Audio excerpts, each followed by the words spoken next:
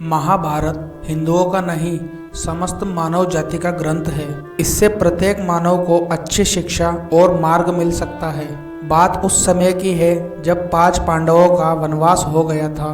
वनवास जाने से पहले पांडवों ने भगवान श्री कृष्ण से पूछा, हे कृष्ण, यह सतयुग का अंत काल चल रहा है। आप हमें बताएं कि आने वाले कलयुग की गति क्या होगी और कैसे होगी। श्री कृष्ण जवाब देते हैं, मैं तुम्हें सीधा सा उत्तर तो नहीं दे सकता, लेकिन हाँ, तुम 5 भाई वन में जाओ और वन में जो कुछ भी दिखे उसे आकर मुझे बताओ। मैं तुम्हें उसका कलयुग में प्रभाव बताऊंगा। इसके बाद 5 भाई वन में चले गए और उन्होंने वन में जो देखा उसे देखकर आश्चर्यचकित रह गए। आखिर उन्होंने वन में क्या देखा और अंत में श्री कृष्ण ने क्या जवाब दिया, जानने के लिए अंत तक वीडियो देखें। युधिष्ठिर भ्रमण कर रहे थे। इन्होंने देखा एक हाथी के 2 सूंड थे। देखकर युधिष्ठिर आश्चर्य का ठिकाना नहीं रहा। अर्जुन दूसरी दिशा में भ्रमण पर थे। कुछ दूर जंगल में जाने पर उन्होंने जो देखा देखकर वह भी आश्चर्यचकित रह गए। उन्होंने देखा कि कोई पक्षी जिसके पंखों पर ऊपर की तरफ वेदों की रचनाएं की गई है, वह पक्षी मुर्दे का मांस खा रहा है। यह दृश्य देख अर्जुन कुछ समझ नहीं पाए। दोनों भाइयों की तरह भीम भी भ्रमण पर थे। उन्होंने जो देखा आश्चर्यचकित रह गए। गाय ने एक बछड़े को जन्म दिया, लेकिन जन्म के बाद गाय बछड़े को इतना चाट रही थी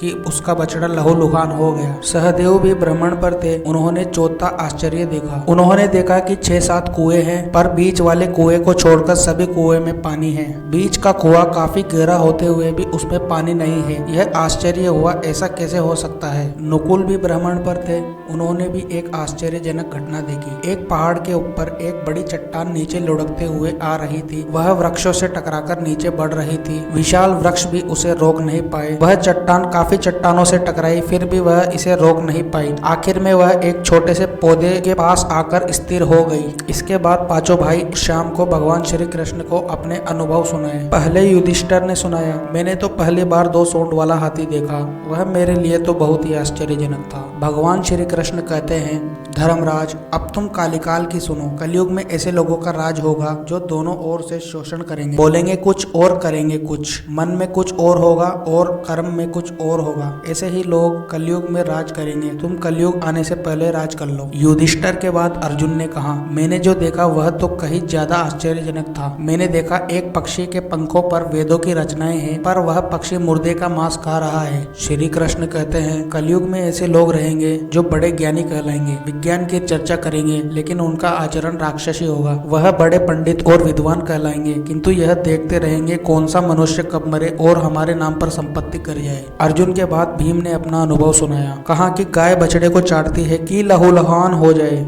ऐसा क्यों?